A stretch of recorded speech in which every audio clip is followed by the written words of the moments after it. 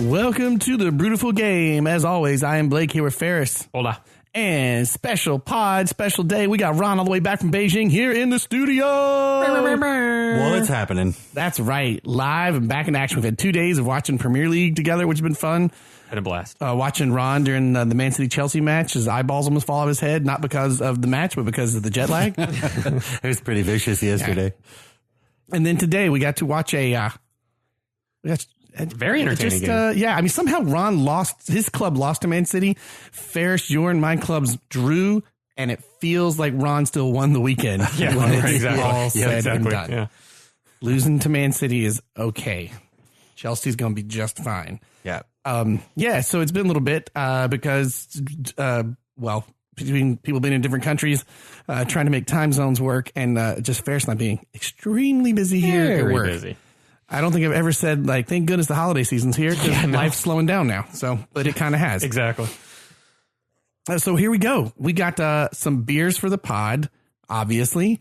If you're new to listening, that's how we always start off with is some beers for the pod. But first beer Ron brings to us from China before we move to a listener beer. We'll start with his because it's just one 12-ounce bottle. Yeah, I smuggled it back. I'm excited. Ron the smuggler. Is this the same brewery from that we did the IPA from China? Yeah, The Lobo? Nope. Or We haven't Longboat? done a slow boat beer yet. This one is from Master Gao Brewing, which is the company in Nanjing. Two pods ago, I had one called the Baby IPA. Yes. Oh, yes. The one that looked like Roger Rabbit, or the baby from Who Framed Roger Rabbit on it, right? Forgot about that. Except that he was Chinese. Yeah, but it's, small differences. You're in there. So this one is a pretty popular and interesting beer in China. It is a baby jasmine tea lager. Ooh. So it's Baby jasmine tea. So is everything of theirs named Baby style? in this, I think in this brewery, most of them have, because they all have little babies on the label, right? And so this one has all the jasmine flowers all over it, and then a little girl. So it's just what they do. I'm excited. Don't know why, but this is an American lager, and it's like I said, brewed in Nanjing, China, from the Master Gao Brewing Company, and essentially. The jasmine tea lager is a lager that uses jasmine tea, which is grown in Guangxi, which is kind of in the south. It would be like a kind of a northern Georgia style climate. So just so you can kind of relate. So you get the seasons, but it's still warmer than most places. Yeah. And they roast the tea leaves with fresh jasmine flowers, like 6 or 8 times to get the amount of aroma they need. And every time they roast it, they add new jasmine flowers to the roaster so that So bougie. Yeah. So that the tea is brewed at a medium temperature to really extract all the tea flavor without getting it bitter. It's like if you leave your tea bag in tea too long and it gets that bitter flavor. It's like a fine line. Too much tannins have come out, right? So that's essentially they brew the tea and then they mix it. So it's like an American lager, like a light flavor of jasmine tea when it's said and done. Yeah. And it's tasty. I've had this quite a bit. 4%, 4.8% ABV. And it's a lot smoother than you expect. It's a good beer. Oh, Ron back in the studio using the high-tech bottle opener right off the bat. The smuggler using the Bond opener there. Oh, man, this feels weird. It's been, 5 months? Yep. Has it been that long? Yeah. Yeah. Kidding.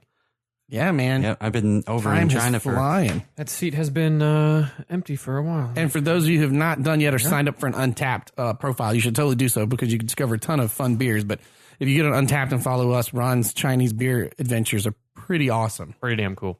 There's an incredible craft brewing culture in Beijing. And what's even more interesting is that they have all these beer festivals and they bring American breweries over. And so I was just at one called the 8x8 Beer Festival, which I think we covered in more detail in a previous pod. But there's a 16 by 16 coming, which is so far the biggest one in all of Beijing. 16 Chinese craft breweries and 16 U.S. craft breweries. That's cool. All U.S. and Canadian, all coming in, and they pair them off. So you essentially have two that are partnered together, and they create like their own little space. And it's cool because they make it like their own little home. They put like tents up, and they have all their swag from the individual breweries, but it's kind of like you walk into their front yard. So you mean it's like one Chinese brewery pairs it with one foreign brewery? Yeah. Oh, that's cool.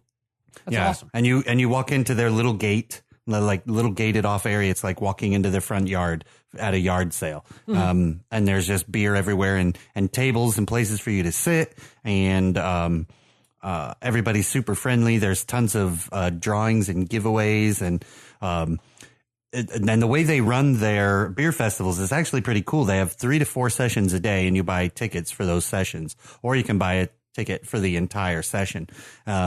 If you buy it for all sessions, meaning the entire day, you get special perks and things like that. But they always do like ticket giveaways, right? So you put your ticket in something you want, and it can be anything from, like a free 6-pack or a shirt or, tap handles and things like that. So you just, the more sessions you're in, the more tickets you get, and you just run around and kind of silent auction it, throw all your stuff in there. And it's pretty cool. It's a fun time. Brooklyn Lager was at the last one, which is a pretty, they're big. A pretty big one here in the U.S. Nanjing Brewery was there. And there was one other one, Canadian Brewing Company.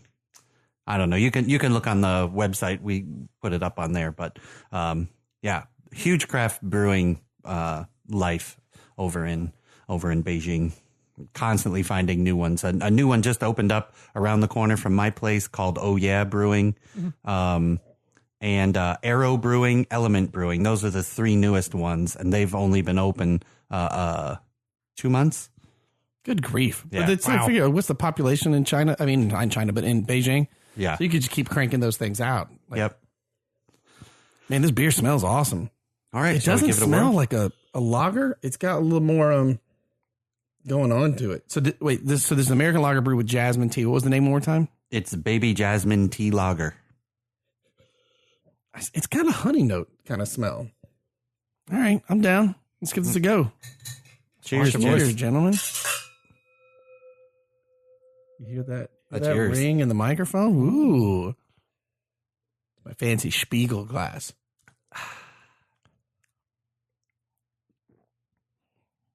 Dang, that's good. It's interesting, but it's good. It's crisp. It's more hop bitter than I would have thought. Yeah, but on the very back of your tongue. Has a syrupy finish. Yeah, a little on the malty side on the finish. The jasmine is kind of up front. Yeah, and it's not too overpowering. It's literally just like a kiss of it. Yeah. This is a good solid beer. Crisp though, yeah. Ooh, be good summertime beer. You know what other beer's really interesting in China? Stone Brewing is everywhere.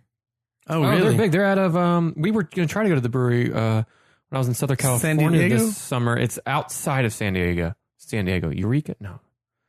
I mean, Stone's huge though. They're one of the early. It's right in it's right outside of San Diego. It's kind of like Sam Adams, Dogfish, them, Sierra Nevada are some of the earlier big boys. And I think Stone is still independently owned too. I don't think it's I believe. Yeah, hasn't been bought out yet. Their Tangerine Express got a can of it and a couple cans left in the fridge. Is everywhere. It's good too. I can't believe sometimes I go to all, various grocery stores and there's always beer aisles, and by far the predominant styles of beer are German and Belgian. And then there's U.S. breweries thrown in all over the place, but Stone is regular. And there's some from France. A bunch we covered, like the 1664 is there. But there's kind of a revolving door. The pictures from your beer aisles are pretty awesome. Yeah. It's incredible. You can get like the mini kegs, or you can get of tons of different beers. I miss doing that. We used to do that for Oktoberfest. We get those mini kegs that little nightly spirits would have. Yeah, I miss that. Yeah. Oh man. So when you guys come over to China, you will be pleasantly surprised how much really good beer and the variety of beer you can get. And plus, you got your Super League team right down the road. Yep. That's awesome. True story. How are they doing, by the way? Second in the table. We are still Shanghai FC is still first top of the table. That's the team that has Fellaini Fellaini, Oscar, Hulk, and there's one other guy from Brazil whose name is failing me at the moment. But they're still top of the table. We're still solidly second. And then there's not a whole lot of competition after that. Well, welcome back to Orlando, where we still don't have a coach, and next season still isn't filled with a lot of optimism. Exactly. We weren't last in the East. We were second to last in the East. A familiar spot for us. Yeah. Down there in the bottom. Now you can enjoy a team that's second in the table where you live. Yeah, Isn't that wonderful? Yeah, right. Isn't that lovely? Well, I suppose we should get to some football. It won't take long to finish this beer before we move on to our listener beer. No, not at all. It was good. Okay, so a lot has happened since last we chatted. More off the pitch than on the pitch. To be honest, are we calling this the special pod for the special one? Well, Ron is back, so Right. it would be the special one has returned. We're not talking about Jose here. We're talking about Mr. Ron Keller returning. the special one. As we are lucky that Ron is here with his experience as the special one. I do love Jose's first press conference was still about him. Hey, but isn't it so f***ing weird that he's holding up a Tottenham kit with a smile on his face? Yeah. Isn't that like when you saw that picture, like what the hell?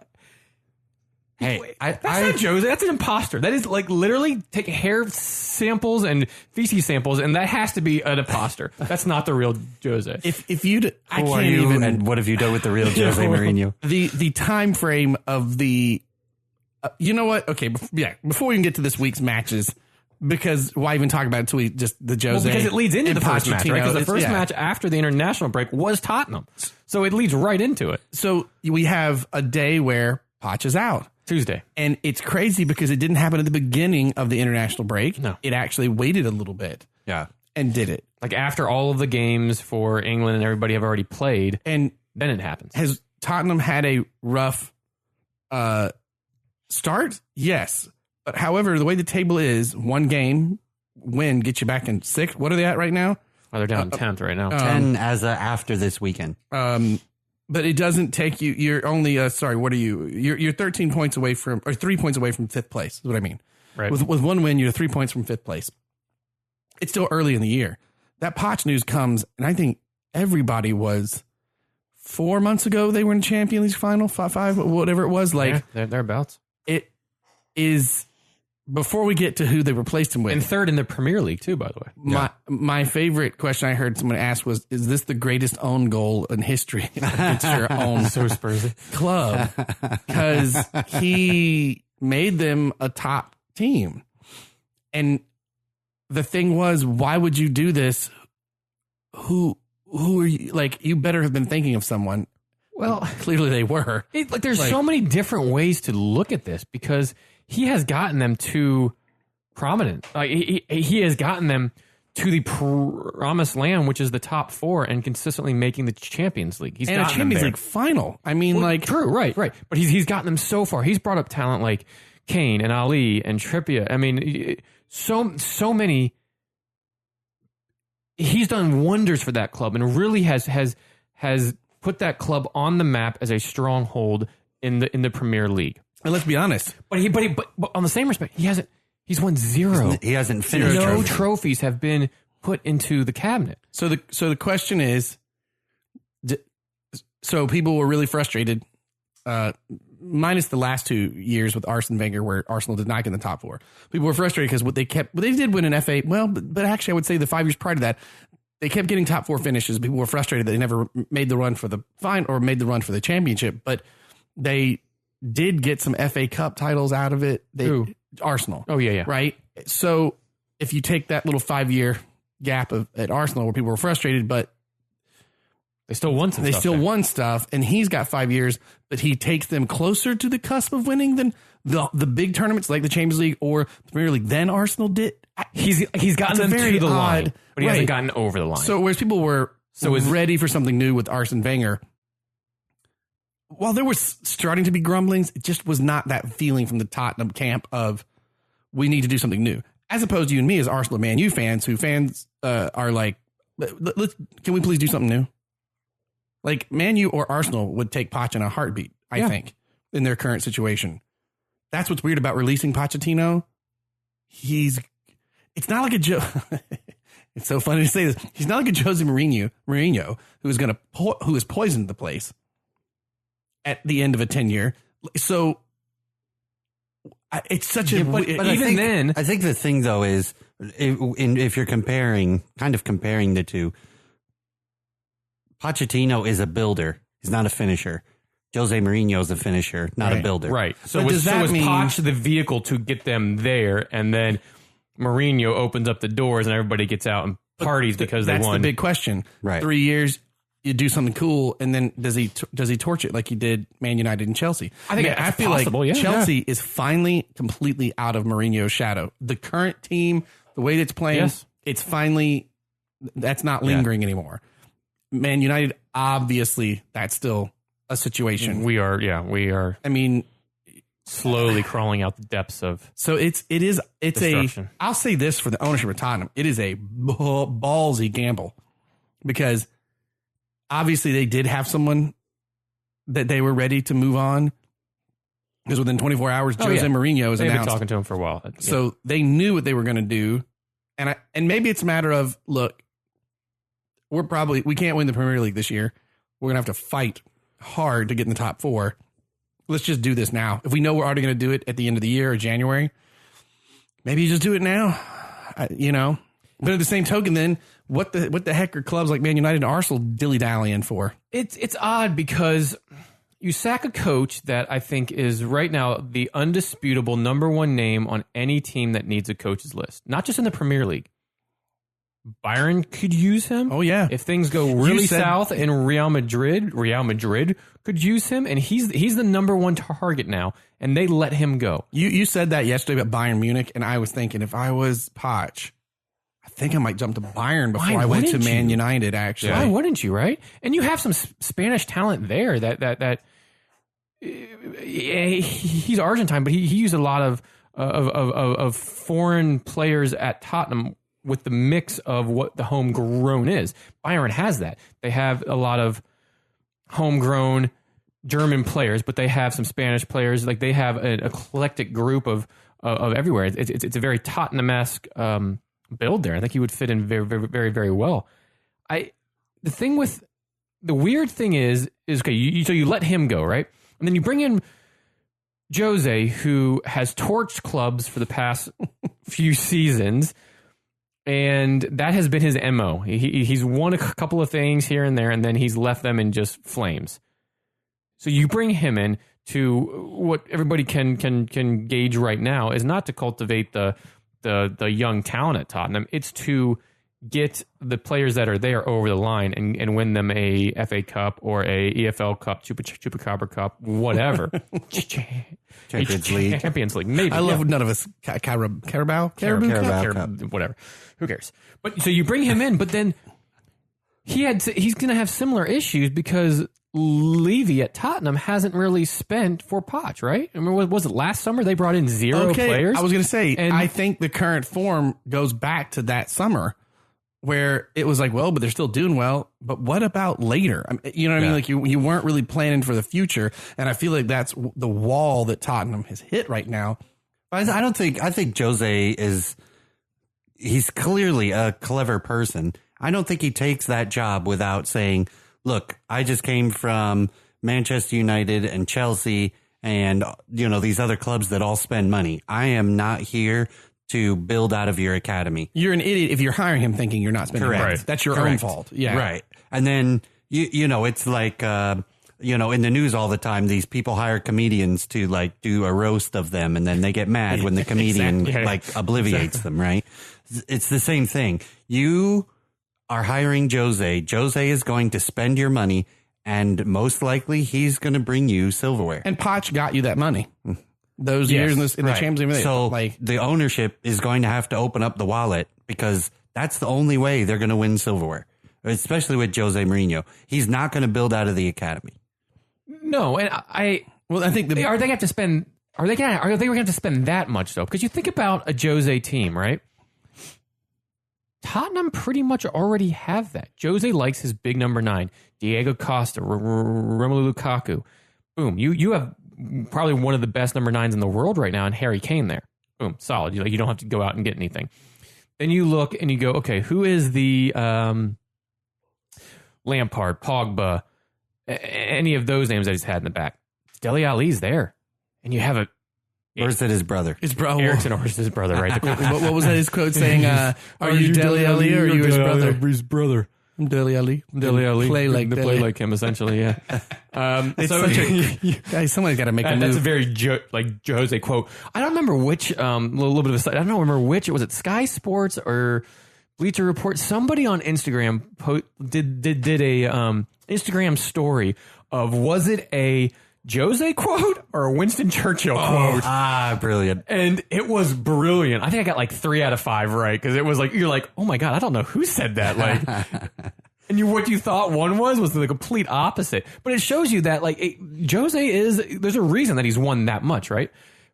So he has a team in place. Kane, Ali, Son as that like Hazard type role. Like he has a lot of the pieces in place. Yeah, but so who if he can get them over stays? the line? Well, I think Alderweireld stays. Because I think that Ron, that's the question, right? Because under Poch, I think we were already saying, man, no silverware.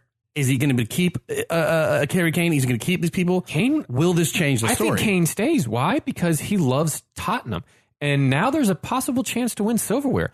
Is he, along with a lot of other players on the team, devastated that Poch left? Yes, but now, okay, well, hold on. If I'm playing for the club that I love, and yeah, but that promise, and then now I can win silverware. That promise of winning silverware has been around for the entire time Poch has been around. Not like what Jose does. Every year, Tottenham is a club. No matter who's managing it or who's playing in it, it's always been the kind of, this is Tottenham's year, at least for the past, I don't know. Right, but there hasn't been a whole lot of oomph behind that, because they haven't gotten anything in the past 5.5 years.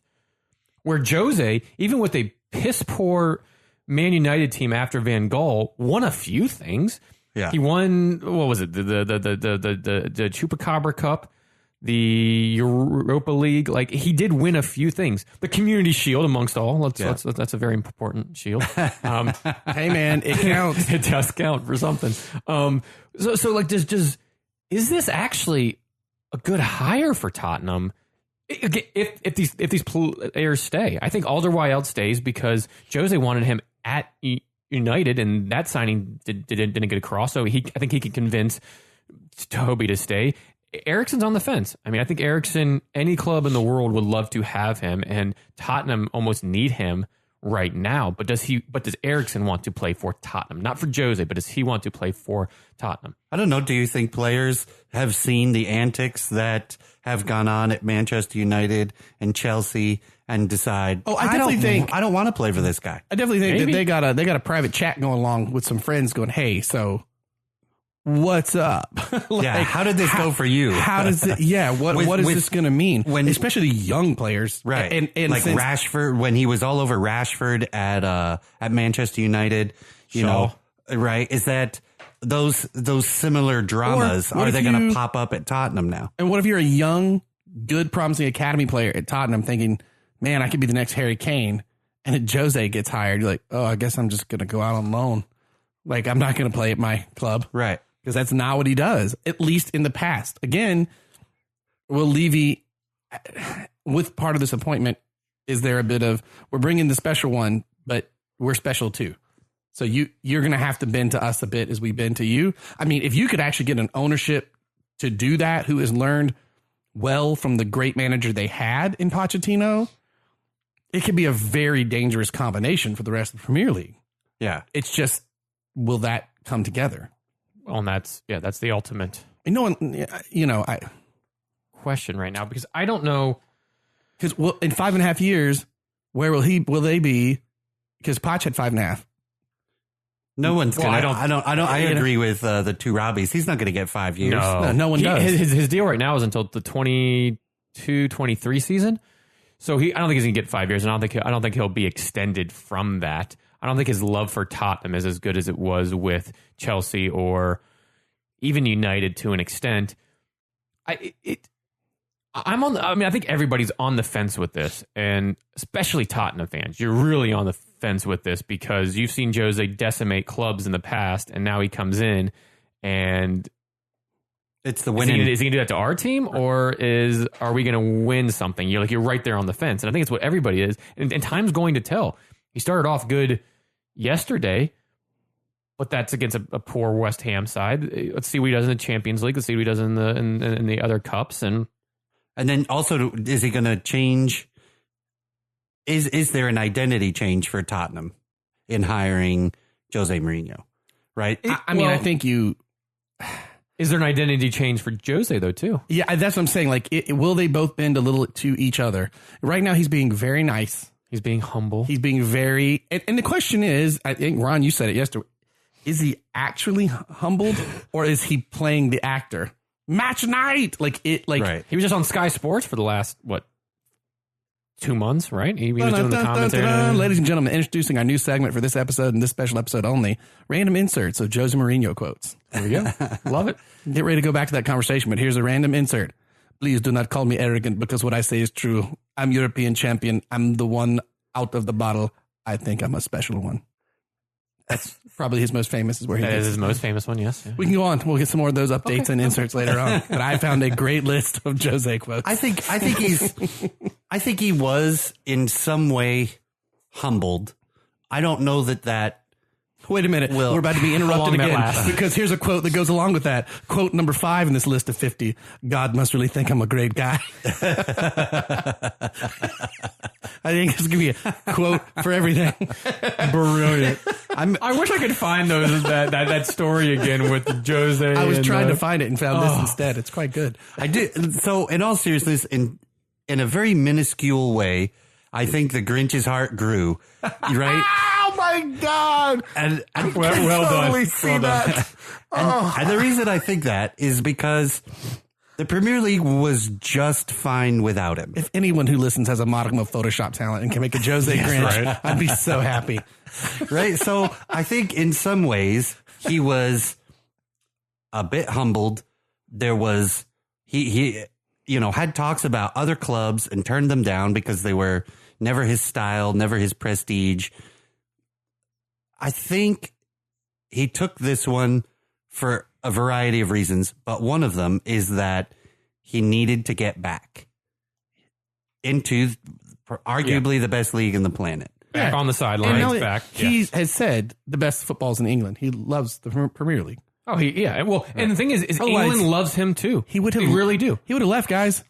I mean, for all that he did, there are plenty of places to take. He probably could have went to Real Madrid. He loves England, and England loves him too. Yes, they'll criticize him from time to time and whatnot, but they love him. We want him back. We've been begging for him to get back in and coach anybody because Christmas came early, gents. The only thing that makes us better is if Van Gaal comes back to somewhere in the league. Like that's but it's got to be at like Arsenal. I'm just saying, April 25th. Yes, right. Win and they got to be playing each other in rivals. Yes. Under current form, April 25th, when a Jose Mourinho led Tottenham Hotspurs beats Arsenal on that date, especially if it's a victory that ensures Tottenham sits above them on the table.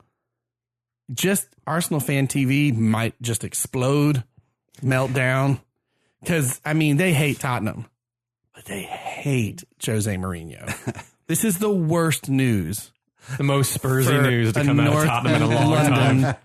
Arsenal fan. Oh, my gosh. It's brilliant. But I do think he's humbled. At least, I think he's... Through the holiday period, and then after that, he's... Yeah, I think that the humble lesson kind of wears off.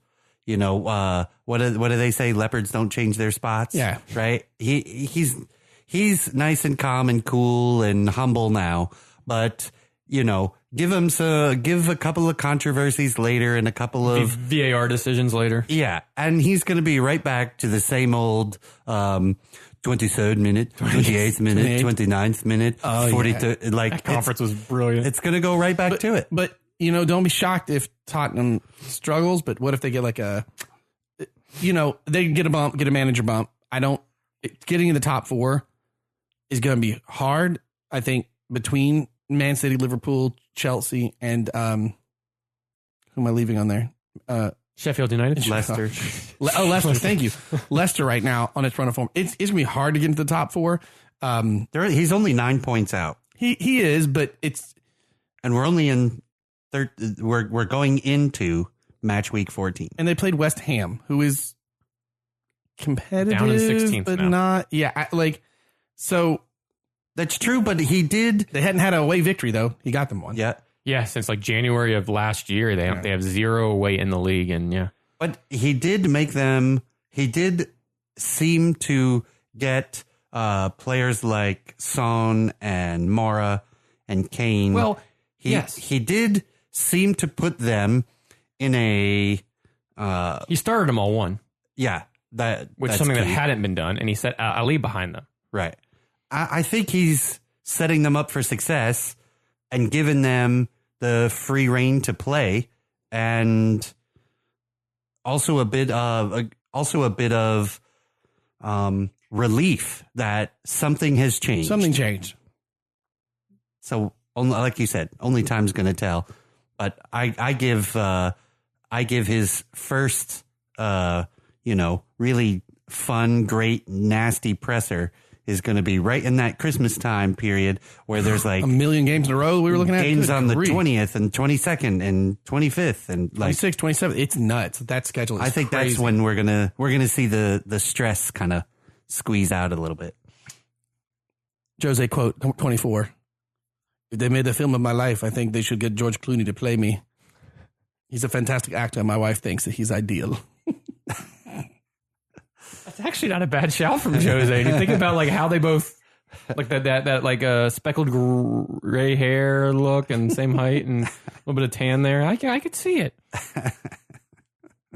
I love this one. I don't know the context of this one, but just some of these are great.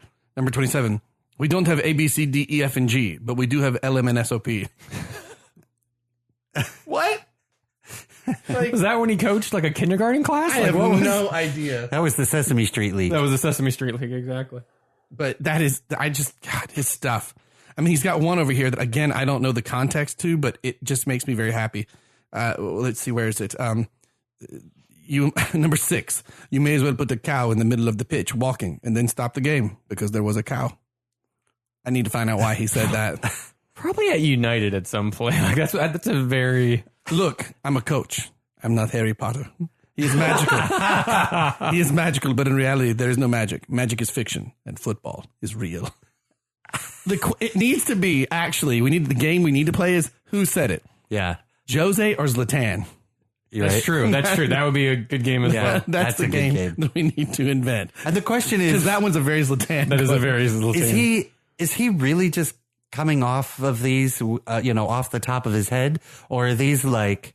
Do you think that he's narcissistic enough to like have an idea of it's both things he's going to say? It's both. I think he has a catalog in his mind of all of these and then just waits for the right time when a reporter asks something completely valid that he just brings these out at, Okay, last one for now. When Chelsea have somebody who wins 4 Premier Leagues for them, I'll be number 2. For the moment, Judas is number 1. I mean, yeah, that doesn't, there's no way he didn't work. I mean, at the very least, he didn't sit there when he's got his arms crossed, like sitting like on the bench, and he's like, I know what they're going to ask. I'm obviously some of them are like, it has to be right off the top of his head. So do we change the segment at the end of the pod from dad jokes to Jose quotes? Jose quotes, yeah. Who said it? Who said it quotes, yeah. Who said it? Zlatan or Jose? Jose, you decide. He's He's harsh on scientists, y'all. Sometimes you see beautiful people with no brains. Sometimes you have ugly people who are intelligent, like scientists. Shots fired. Jeez, man. Oh, God, these are great. I'm glad I found this little quote list. Well, Christmas came early. He's in. I can't wait for the rest of the press. Oh, I mean, how excited we were yesterday. We're like, okay, it's the presser. It's the presser. And he delivered. He delivered quite. He was very quite humble. well. Very humble. And then that one line of, they're very lucky to have me and With my experience. Yeah. That was so great. Like, He's back, ladies and and gentlemen. of course, it was a great one because it was like humble. Well, I mean, there's accuracy to that statement. So, Bingo. So, where do you think Poch goes? Does he stay in Premier League or go to Europe? I think if you're Poch, I think regardless, right now you're sitting in your lounge chair with a cigar and a drink just waiting for the phone to ring, which I get, it's probably already rang, but I bet he wants to stay in England somewhere. That would be my guess. To prove everybody wrong on why he got sacked and that he can win something. So I think he waits for that opportunity. What do you think? I think he needs a break. So I think he goes to Europe. January or next year? So you might wait. I think He'll have a job before the end of the year's out. I'll say one thing that's weird. When he had the job at Tottenham, we were saying, well, yeah, but do you think Man United could steal him? Because will they want to right now? Because the form at Tottenham isn't great. Somehow, though, by getting canned, his stock has gone up. He can't get worse. True. Right? It kind of, in a way, saves him, too. If Tottenham had just completely collapsed and he'd stayed there through the end of the season and then they go to get a coach, it's much harder on him. His stock is down. Right? Yeah. At this point, he is way more positive than negative waiting for him. I don't think he'd end up at an Arsenal, but I do think the only way he stays in England is if it is Man United. I don't think it's going to be a lesser club. Yeah, I agree. Unless I said it yesterday, I think it's on the headline when we get to the Everton game is, does he go to Everton? Does Everton throw enough cash at him to bring him there?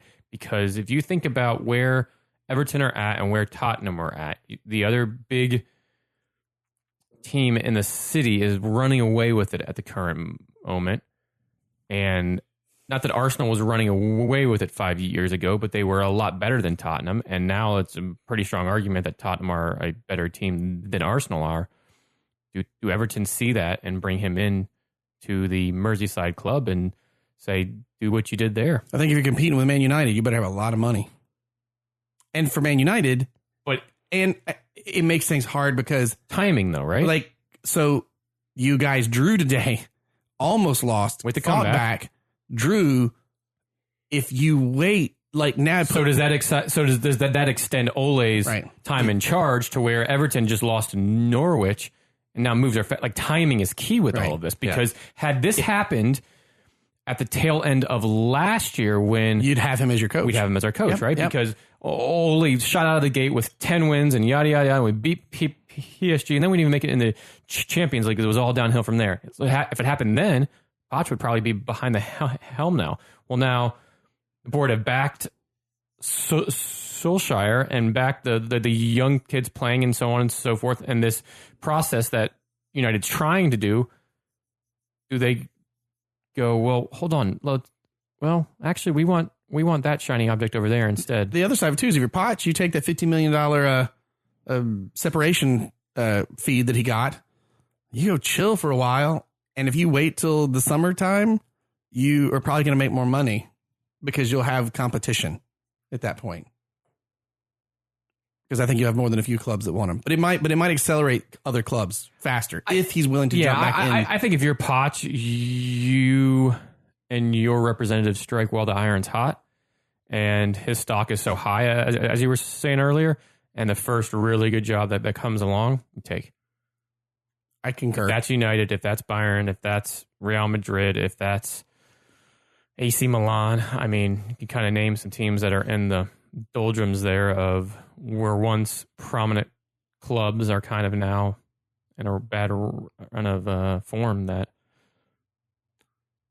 does he come in and take the helm of any of those?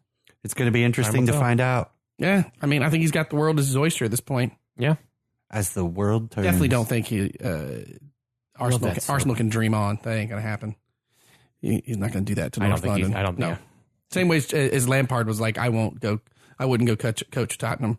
I'm not going to go coach another London team. Jose said the exact same thing about 4 years ago, and then now he's there. I believe Lampard, though, in the sense of his long... Well, and time also extent, right? Like, Poch is going to go to Arsenal now because it's so close to him coaching Tottenham. But when 4 years from now, he could be the coach of Arsenal. But when Jose said it, I think it was more about the quality of the club, less than it being an in-town rival. You know what I mean? Yeah. I think that's what that was.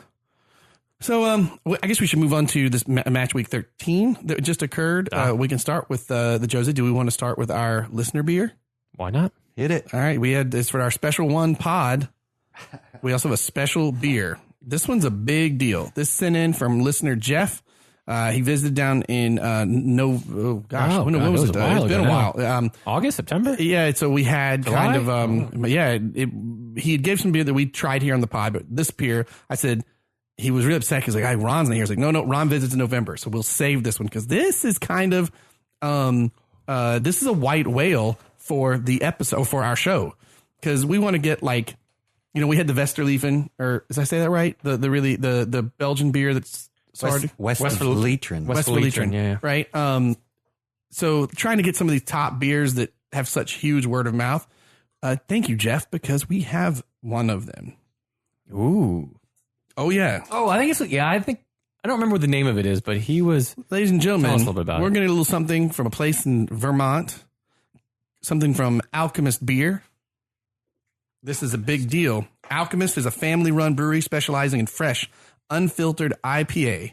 John and Jen Kimmich originally opened the Alchemist as a 60-seat brew pub in the village of Waterbury in 2003. After 8 years of success and growing popularity, they decided to open a small production brewery. Today, the Alchemist currently operates 2 breweries in Vermont and distributes this particular beer that we're going to have and another one called the Focal Banger throughout the state. This beer is a big deal. You can only get it there. If you see it for sale anywhere else, it shouldn't be legally, and it's very expensive. Ooh. As in like $50 a 4-pack kind of. We have like a black market-esque beer. Market. He brought it from the venue. Allegedly. And funny enough, I just texted him saying we're about to record and do this. Yeah. And he said, Prost, looking forward to Ron's Back podcast. Ironically, I'm headed to the brewery next week for my daughter's birthday and hanging out there in Vermont to get a Christmas tree and get this and get some more of this beer. Ladies and gentlemen, one of the highest rated IPAs we have ever had. Awesome. Here I give you the Heady Topper. Ooh. Oh, we each get a can? Oh, yeah. Hell yeah, man. Thanks, Jeff. Awesome. Oh, the wow. So here we go. This one has this can is quite the story on it. 8% Alchemist or 8% alcohol by volume. It's Heady Topper's Alchemist. This is from the Alchemist in Vermont. It says drink from the can all across the top of the can. Really wants us to drink from the can.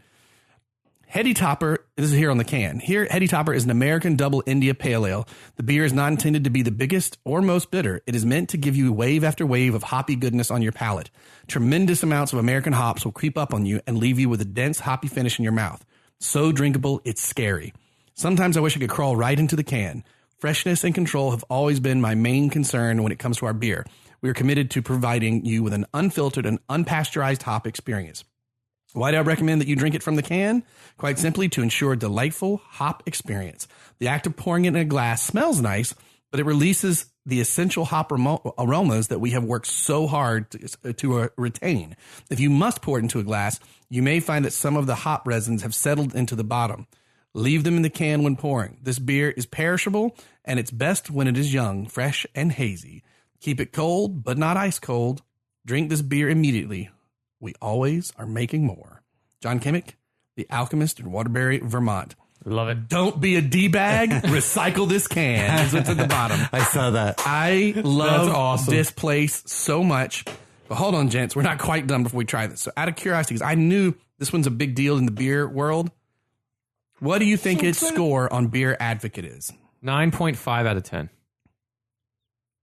9.8. This is rated a 10, 100 score, world-class beer. Holy shnikes. Ranked number 5 overall, ranked number 1 for a New England IPA, which is considered it's a double IPA, but it's considered New England Ooh, I do because like New it's England IPAs. unfiltered and hazy. Yeah. Right. So ranked number 1 in that category. Wow. And some people say one of the most perfect beers I've had. I'll read this review. A strain contingent on the internet who like to whine about the Focal Banger being better than this, but don't listen to them. This beer is fantastic. Someone said, in one hand, I almost was expecting more because of all the word about it. But really, the reason this is rated so high, I rate this so high, is because it is a perfect example of exactly what this beer should be. It's perfect. Awesome. So here we go. I guess I'm going to drink this from the can. I'm going to pour it out just for color. I'm going to do it from the can. I'm going to grab a nice Brewtiful Game koozie here.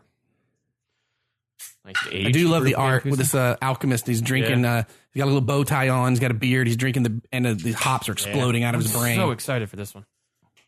All right, gents, here we go. Thank you, Jeff. Yeah, thank you, Jeff. This is an exciting listener beer. Oh, I can't wait.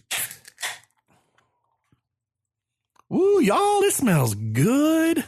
Smells like heaven in a can. Oh my God. And this is a big deal. This is a really cool one to get on here.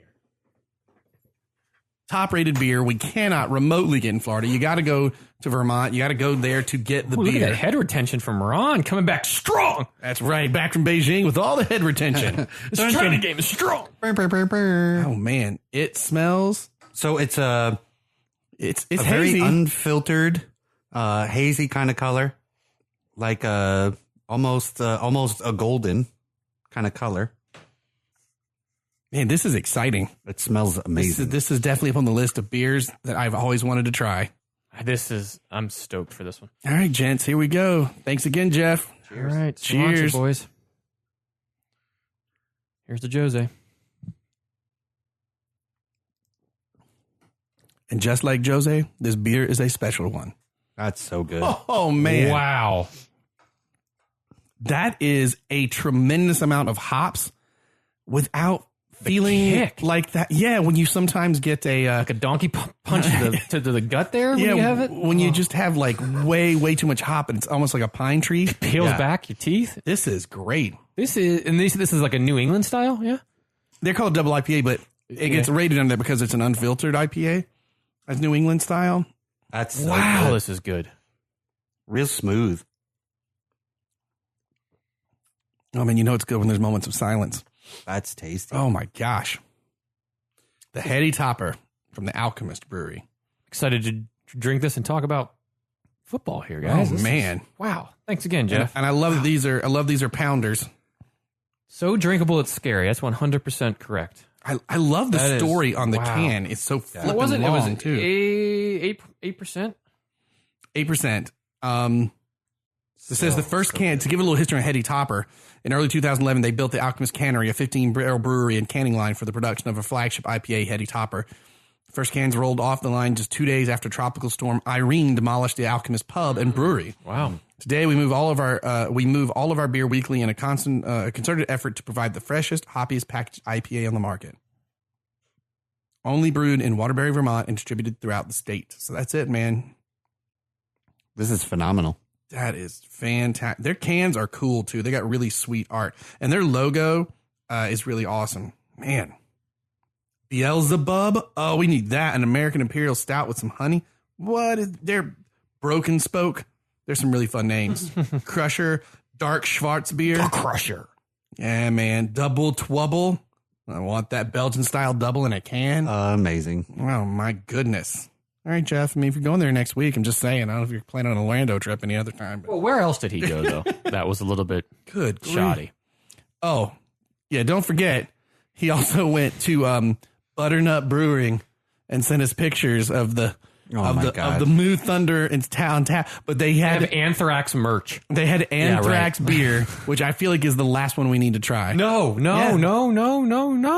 2 out of 3 on this pod. 2 out of 3 on this pod, not including you. 2 out of 3 on this pod said we have a 3-strike rule. 3-strike. We had 1, 2, 3. I made a milkshake out of that. All 2 out of 3. That is a majority vote here in the United States of America. That 2 out of 3 said there's a 3-strike rule. Well, don't forget, we still have a can of cookie. We've 3-striked it out. We still got a 1, can 2, of 3. Yeah! Out. We still Just gotta, like Zlatan, get back to baseball. Let's do it. we still got a can of Cookie Puss for bet. I'm just saying. But that's a torture beer. Saying Anthrax could be a good betting beer. Who's going to end in the bottom half of the table, Arsenal or Man U, by the end of the year? There you go. That's our bet. We've already How times have changed from the top four. We've given the Butternuts Brewing beer way too much airtime. Way too much. I mean, I don't know if it's too much. Yeah. Really? Yeah, too much. Look, I'm willing to give anybody the benefit of the doubt. Not all beers are going to be Created to my equally. taste. Not, I'm very open-minded when it comes to that kind of stuff. But you made 3 absolutely god-awful They were. whole beers. You do not deserve to have a 4th on our pod. Sorry. But I'd definitely take another one of these. Hell yeah. This Heady Topper is ridiculously good. Real nice, Clark. So I guess we can kind of quickly get into the next game because in a way we talked about it a little bit already, but Tottenham and West Ham. Don't know why I said that. West Ham damn near killed him. But they had not won since January an away game. So from the previous season, Jose gets Tottenham an away win. They 3-2 win over West Ham. I mean, The 3 that Ron said that he did start, and they all got goals. Son, Mora, and Kane. And I think Son was the last person to score a goal under the Poch tenure, and Son was the first person to score a goal under the Jose. Yeah, and he looked very happy on the sidelines. And as you said earlier, he's already apologized because he didn't run down to the away fans and cheer them on. Because Jose apologized because he said, it's still so fresh with your new manager being, coming in and your old manager being gone. I did not. So nice. I wanted to be respectful. That's a whole lot of respect he didn't have at any other club. Right. You know what I mean? That's why I think he's a little bit humbled. And it's going to wear off, but he's a little humbled. Right, because he was also the same person that during a United Chelsea match at Old Trafford, walked down the pitch pointing at the United badge or whatever it is. So yeah, it's why it's like, is it an imposter in there? Let's just peel, like a Scooby-Doo style, peel off that mask and let's find out who is actually under there. Louis Van Gaal. Jurgen Klinsmann, what the hell? the whole gang reveal. Oh God! This is a quote. Sorry, Here we go. Jose Back quote. to it. Creeping in one I had never heard before. When you enjoy what you do, you don't lose your hair. And Guardiola is bald. He doesn't enjoy football. That's my favorite one right there. That's pretty good. I love it. Is he the winningest coach in history? In history? I don't know about history. Not Who's Maybe in the above him? Premier League. Who's above him? I think. I don't know. As far as total trophies, that's a really good question. Winning it, all right, so win percentage or trophies. I think that could be two Trophies. different things. Yeah, like win I'll percentage. do a little I guess research trophies. as we carry on. Right, because in theory, you could get into third place over and over and over and over and have a ton of wins, right? But never get that trophy. Right. The guys who do get the trophy. We're not playing Moneyball. Yeah. Right. Brad Pitt. Who's the Brad Pitt? Gosh, this beer is so good. I mean, it's Tottenham versus West Ham. I'll say they should win. The difference, the reason it was surprising was because Tottenham had been in bad form, especially away. Jose comes in, they win. That's kind of the end of the story until we see what else, see what happens next. Tottenham's got winnable games. I feel like for the next few matches, it should be. So I can't wait for the Chelsea. I don't know Tottenham why I match. didn't immediately say Sir Alex Ferguson and all this. That's who I was thinking. Look, I'm on goal.com and he's number 2 right now. Number 1 is Rinus Michels, is credited with inventing the football philosophy of total football as manager of Ajax in the 70s, winning the European Cup in the Dutch side. He later won La Liga with Barcelona and guided Netherlands to win a European Championship in 1988. Did you find it doesn't Jose? actually say. I think it's just their ranks of who they think, but I don't have like the actual statistics on what the managers are all continue to look. But regardless, he's got a lot of trophies, more so than people that are coaching in the Premier League right now do. Yeah. So I can't wait for the Chelsea Tottenham match. Ooh, that's gonna be going to be weird. That's gonna be fun. Shall we move on from the special one to possibly the new coach of Arsenal if things shake out the way some have thought. We got Bournemouth at home losing to the Wolves 1-2. The Wolves are looking good again. That was one of some of our picks, I know, for maybe getting into Europe this year. And then they kind of had a drop off, but other people have had too. So they've had the ability to claw their way back up. The Wolves currently sit at 5th with 19 points, 5 points out of Champions League spot. I have a really strong feeling this year where in the past couple of years, it was really a big drop from 6th to 7th place. And 2nd to 5th or 6th was a big race. I think that cutoff is going to beat the top 4 this year. I think that gap, Chelsea, Man City, Leicester, Liverpool. I mean, Leicester's like the kind of the surprising one that's really pulling ahead right now. I just, without some really slipping that I don't see, I don't know that that's going to change a ton. I think the Wolves are doing a really good job of late. They haven't lost in the league in their last 5 matches. It would serve Man United and Arsenal well if the table stayed where it was and Sheffield and Wolves were who made it into Europa. That'd be so great. That's so awesome. Yeah, I think the Wolves had some things to sort out, and I think they did that and continue to do it. But they just play a lot of fun football, right? You can tell the players are having fun. You can tell that there's a chemistry between the midfield and the defense, and the attacking strength is doing what they need to do to win games. So, and I love their crest, always have. I'm happy for them. No, Wolves are a blast to watch. So, in list of like UEFA club competitions, Carlo Ancelotti, Sir Alex Ferguson, and Giovanni Trapattino all have 7 over the course of Champions League, Cup Winners' Cup, Europa League, the UEFA Cup. Jose's down there in 4th. I'm still looking for like a all-time in the entire world. I was looking for all competition. Right, yeah, and I'm still trying. But still, 4th in that list is pretty freaking good. Yeah, Poch has done an amazing thing to go back 5.5 years, but he hasn't done that. Yep. Now, if he can go to a Bayern, if he can go to a Man U and do that, we'll see Poch for a long time coming.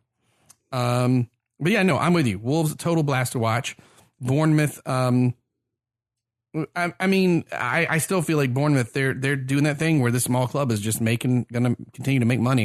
They're just hanging on. They're fine. They're not going anywhere in the Premier League. They're definitely teams that are struggling far worse. They're sitting in 11th, and they are the start of the negative goal differential at -1. No, they're not the start of the negative. Go back up a few, buddy. Start of the negative is Arsenal. Oh. Our next club. Are they really? Yes, at 8th place and 18 points. Arsenal are 19 points after today. But they are at -1. It's embarrassing. So that takes us to Arsenal Southampton. Speaking of embarrassing. And, is there going to be Emery out sign, hashtag Emery out flying around the stadium soon? It's probably not far behind because they were booing at halftime yesterday. They were booing when they actually got a point out of it. There was just a lot of booing going on. Because they had to fight to keep a point against the worst team in the league right now. And they're at 18 points. You're right. It's 18 at -1 goal differential. And as Ron said, minus that, the negatives didn't start till 11th place. Yeah. Except Arsenal, and the reason they can score all day long. They cannot defend at all. No. Okay. Arsenal's got a lot of problems, and one of them is that Arsenal has zero identity. Here's a problem, though. If you're an Arsenal fan, if they don't pull a trigger this week, their next 3 games, you should have said this about Southampton, their next 3 games are winnable. Are they going to do that thing where they just, let's see what he does? But in 18 months, I like some of the acquisitions Emery has been a part of, but his tactics on the field are not good. How long did it take him to figure out that Lacazette and Aubameyang up front was a good idea together? That was always Ferris's thing. Yeah. Yeah. And so Arsenal's next 5, Norwich, Brighton Hove. They totally lose to Norwich. They could totally lose to Norwich. Easy. Yeah. The thing is, they should win all of these. Yes. Brighton Hove, West Ham, Man City, Everton. Those are your next. Yeah, five. they should pick up points in every single one of those, with maybe the exception of Man City, based on the talent they have on the field. Absolutely. Oh, the talent they have on the field, it's ridiculous. The Arsenal should be doing way better. One, we should say Southampton, great job getting a point out of this match. It still keeps them, I think, they moved them just out of last place, didn't it? But I mean, Arsenal, just what a mess. That free kick they took where everybody was staring at the ref and didn't pay any attention. Yeah, it was that first goal by Zaha, right? Yeah. That just slotted it home off the post. Yeah, that was lovely heads-up play by Palace, but... No, Southampton. What are you talking about? I'm sorry. It was slotted home. I'm sorry. I'm thinking... You said Zaha. Ings. Yeah. Lovely slotted home by Ings, but like, where were Arsenal at during that? And what were they switched doing? off entirely. The only person who ran after him at all was Was it Bellerin at that point? Bellerin, Yeah. And that's because he's faster than... Bellerin was the one who was working overtime in that match. It was like Bellerin in the back, Lacazette up front, with the two kind of working hard. And then in between, just a mess. Arsenal had 61% of the possession and lost in all the other stats. Shots on target, shots. They had more touches. They had more failed passes. And if you got Lacazette and Aubameyang up front, you should definitely have more shots. But they didn't. I think Emery needs to go. It's just, I don't know about Arsenal's ownership. They might wait too long. And who are you going to get at this point? Dun, dun, dun, dun. No, I think one is I think the big one, and he's come out and said in the last week or two that Man City, Pep Guardiola said that he could go if he got an opportunity. But said this yesterday, Mikel Arteta. That would be a nice signing for you guys. Who is currently, assistant coaching or manager over at Man City. That would be brilliant. It would kind of be a bit of a Lampard situation in that whatever you get out of the rest of this season, you get out of the rest of this season and give him a chance to go into the next one. Lampard type. Yeah. So that one would be awesome. But you know what? If Man City has already said they'd be willing to let Arteta go, do it now. Pull the trigger. Why not? Don't wait. Especially do it now. You can even be part of the January transfer window. Like, do it now. And I think that'd be a good signing. I also think, and I've been saying it for years, even before Wenger parted ways, was Eddie Howe. I think he would be wonderful at Arsenal with his expansive style and his cultivating of young players in that style. I think he would be fantastic for Arsenal and get a little bit of that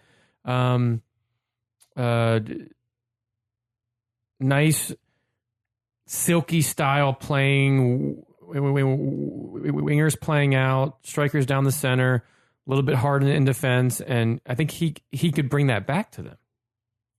Well, they need to do something because they've only won one of their last 10 matches. Yeah, it's been brutally embarrassing.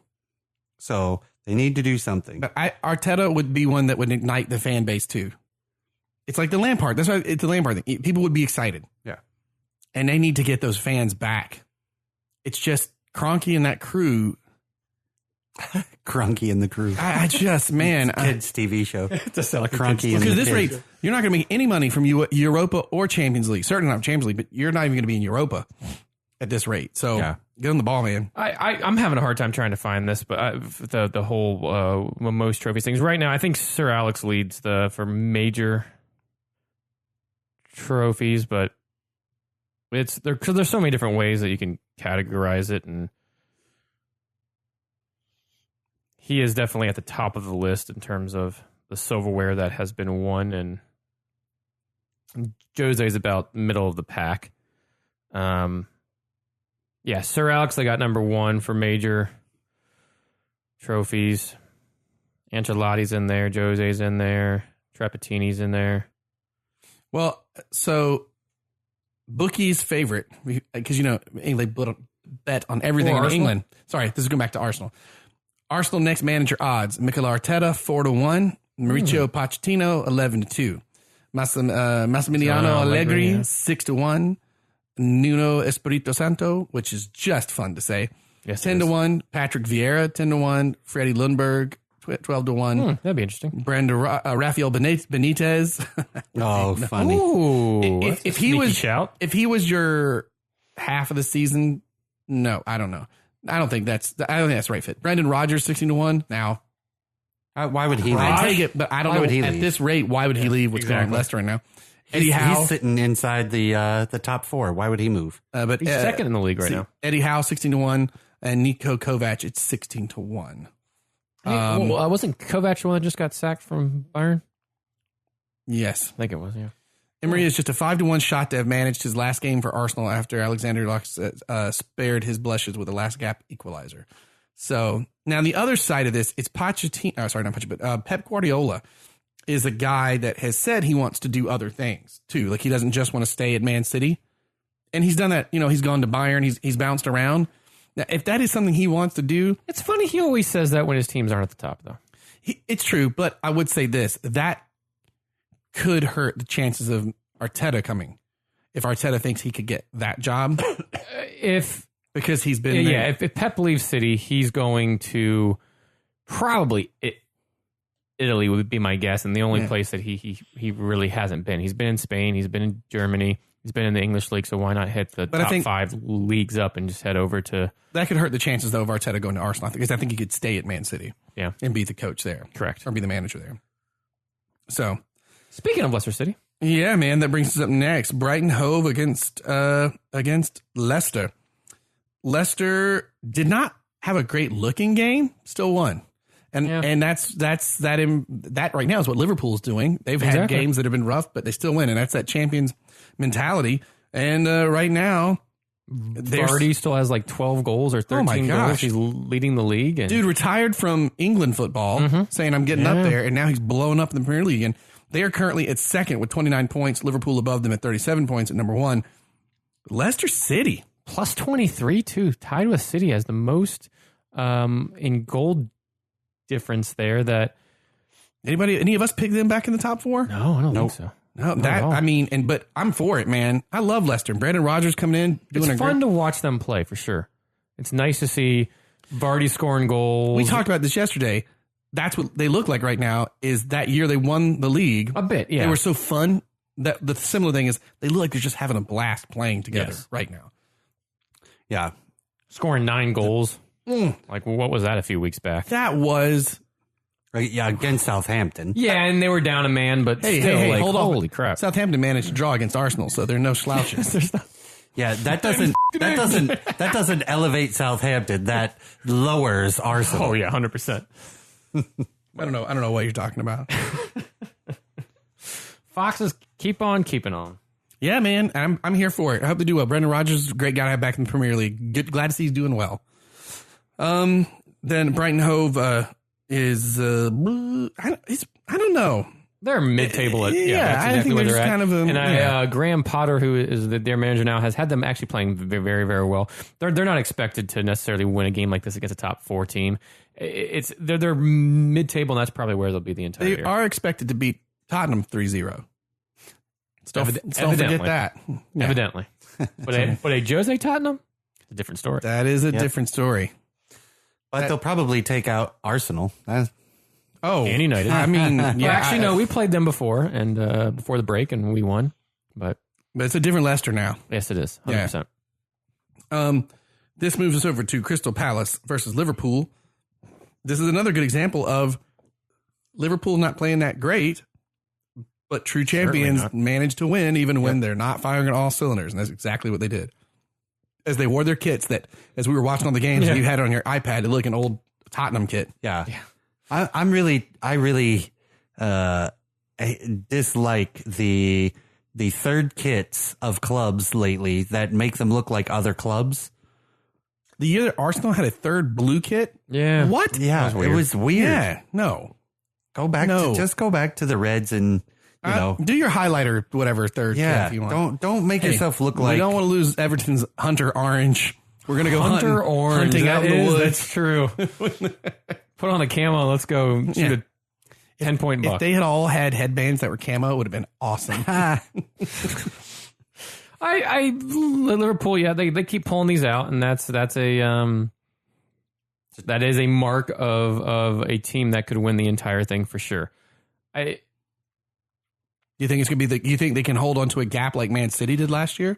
I think they are on their way to holding on to the gap. They will drop games, though. They are getting very close to falling backwards into the pool and losing time. games. And especially with Christmas time coming up, it's a lot of games quickly. And going away to Palace, Roy sets his teams up very well there. And Palace almost got away with it. And Firmino with a late goal and just gets them all 3 points. But the question now is, can Liverpool stay healthy and can they continue to pick up points in this fashion for the next? I would say the big key is for the next 2 months. If they can do that for the next 2 months, then I think they sail to. It's always that title. post-Christmas time when you can look at that. I will say this, though. The clubs beneath them, Leicester, Manchester City, Chelsea, these are all teams that I think stand to lose more points than Liverpool does. I think that's also the big thing here, is that there's not really a team.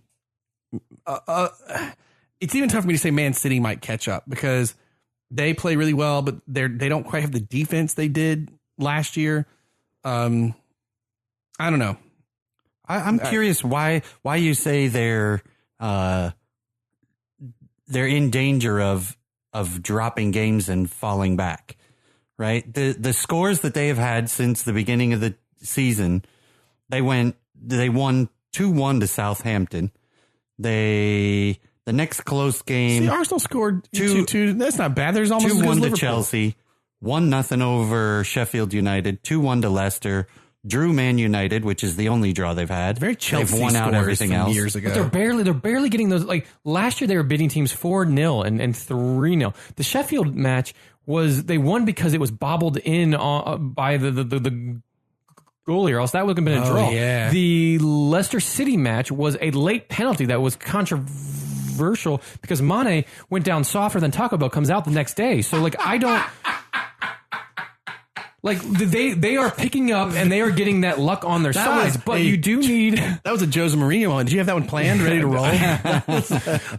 but you do need luck to win a title, and that's what they're getting. So I think yes, that is. But they are really drawing that line now. They almost lost to Palace last night. Had it not been for Bobby Chompers in the very late stages of the game, but that's almost what you need. And Jason Horn was in my office last week or 2 weeks ago. I don't know what day it is, but he was in there. We were just talking about everything, and I told him, I said, what hurt me the other day was I was listening to, maybe it was BBC 5 Live or something, and somebody had made a comparison that this is very reminiscent of the Ferguson years when they were bringing out the Fergie time points and scoring these late goals for the win. And I said, I got so mad at that statement, Horn. I got so mad, but then I sat back and I thought, and I went, that's kind of what's happening. Yeah. And it sucks. For me, not for you.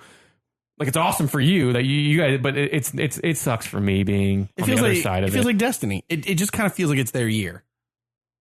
Yeah. You know, I mean, like, because like you said, that bobble at the end, you're like, these guys are. But they're also, arguably, you're also putting yourself in the position to reap the benefits of all that work. Oh yeah, right. So you create your own luck in a way. They're not slacking off, and magically all these other teams are sucking, and Liverpool's not. Liverpool's doing the work. By the way, are we all nursing this beer because it's so good? It's fantastic. Because I looked at how much left was so Ron, and my can is still very heavy. I've just been. I have mine is just kind of enjoying delightful this thing. beer. Well, either way, there's no signs of stopping Liverpool. No, currently. not right now. And it's the clubs beneath them. I don't necessarily see. Man City will probably drop the least points. I'll be very shocked if they don't end up in number 2. As much as I'd like to see Leicester. 10-point gap. They're not quite at that 10-point gap yet. So that's where I say they're kind of drawing that line there, because what they went out of January last year, was it 9 points ahead of City, and then City ended up winning the title by 1. So I feel like that 10 point above the rest is that like line in the sand that says we are going to win the entire thing.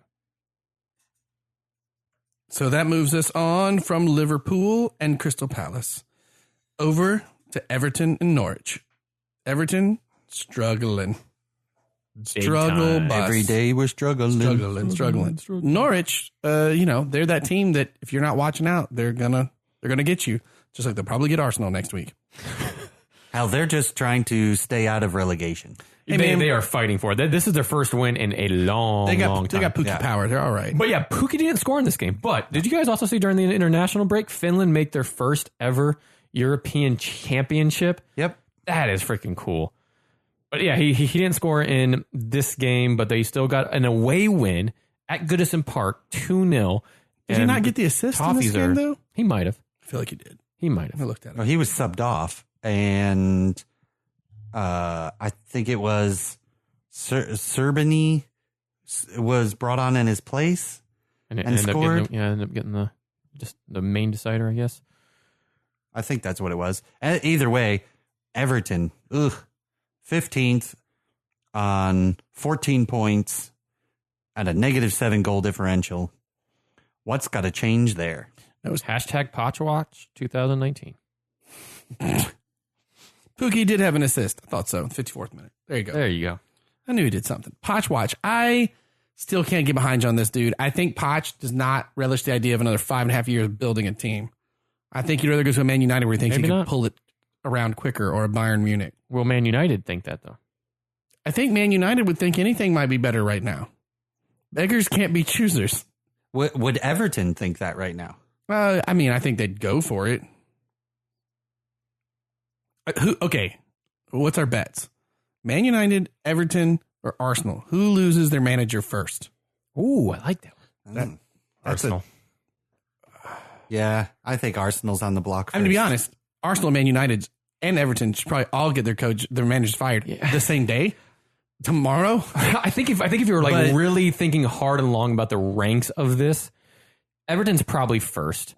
Arsenal's probably second. Arsenal United's probably third. Well, Arsenal waits which to is do why I anything. put them in second. I think there's United right now. I think have a I think Arsenal's third because they wait so long to do anything. It's that just Poch sitting in the corner, smiling, waving for United that just has the shiny Remember there was a time we want to be in a relationship with you, but we don't really want to because we we're devoted to this person that has been with the club for 20 some years as a player and a manager, and he has 18-year-old scoring goals, but we really like you, Poch, and they're in a weird spot. But Everton just suck, so might as well sack and move on.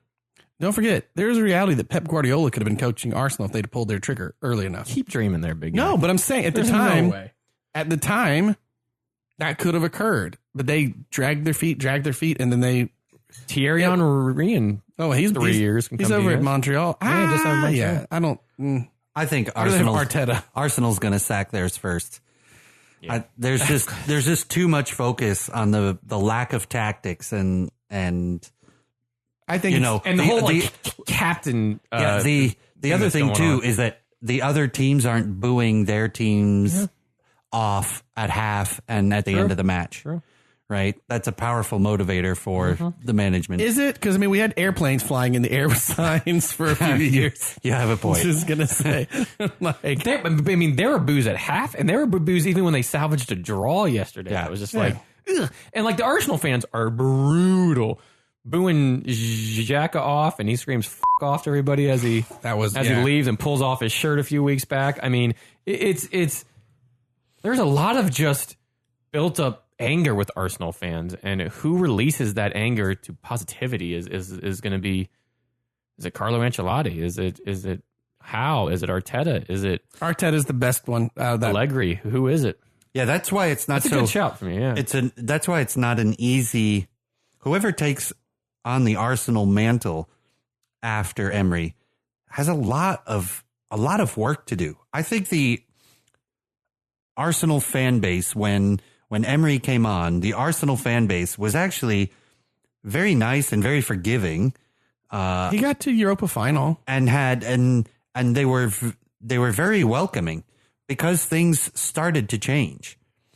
It was anything different, like you said earlier about someone else. Just it was a change. A change needed to happen.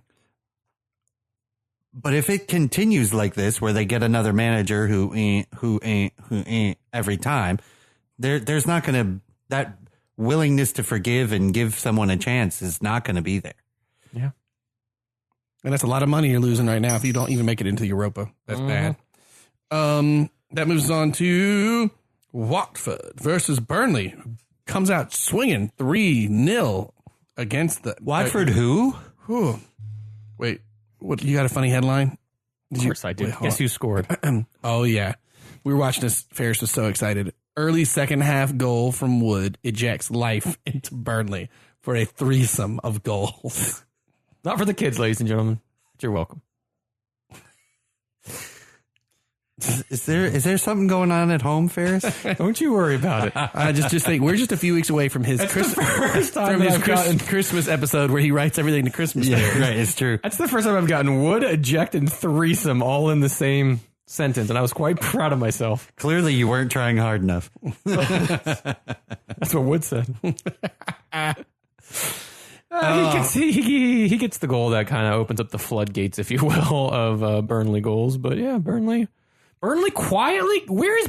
Don't look at the table. Don't look at the table. Where is Burnley at? In the seventh. 18 points. I knew they were inside the top 10. They're tied with the great club Sheffield United and the crap club Arsenal. Yeah, look, Burnley and Sheffield. I'm serious. If Wolves, Sheffield, and Burnley could end higher than Arsenal and Manchester United, it would serve them right. Would Sean Dyche leave Burnley to go to Arsenal at this point? I think that's a bad fit. Would he even entertain? Well, the thought of this dude almost we thought was going to lose his job because they struggled to stay in. And now he's back to being the Scottish Jose. Ginger Jose, yeah. Yeah, like so. Yeah, man. Ginger Jose. Yeah, so I mean, I don't think he would. I don't think he would either. That's scary. That might be an Everton pickup. Ooh, that's not a bad shout. I think he as long as Burnley's up there where they are, he stays. I have another Jose quote for you because you brought up Jose. Lovely. Jose quote number 49. One day, somebody would punch you. These are great out of context because no clue where they. That's a tough one for. Who is he talking to in that moment? That's a tough one for Zlatan or. That's true. Yes. Who would he have been talking to at that point? I don't know. I got another one for you though that's pretty good. Has to be a reporter. Especially since we were just talking about all these coaches and moving around and Emery and there are a lot of poets in football, but they don't win titles. Right now, from all accounts, he's like top 5 in the world for titles won, like major titles, not like that's Mom still and great. Pop's Community Shield. It's still great. Yeah. Well, speaking of titles, I feel like the title match of the weekend was the Man City versus Chelsea. It was the one I was the most looking forward to. Frank Lampard against his former second club over at Man City. True. Where did he go after Man City? NYCFC, yeah. Later than they anticipated. But Man City beats Chelsea 2-1. But like I said at the beginning of the pod, I feel like Ferris and I had our clubs draw. Ron's lost, but I feel like they won because they lose to Man City, but they're still sitting in 4th and looking like they belong in the top 4. And they draw blood in the most awesome fashion of N'Golo Kante, his big smile and bicycles, and he loves. And Chelsea's lost to Man City. There is a bright future in what you saw on the pitch. Yeah. Not so much with the Man United and Arsenal played. Well, I mean, the young guys scoring for Man United, maybe that's not the best example, but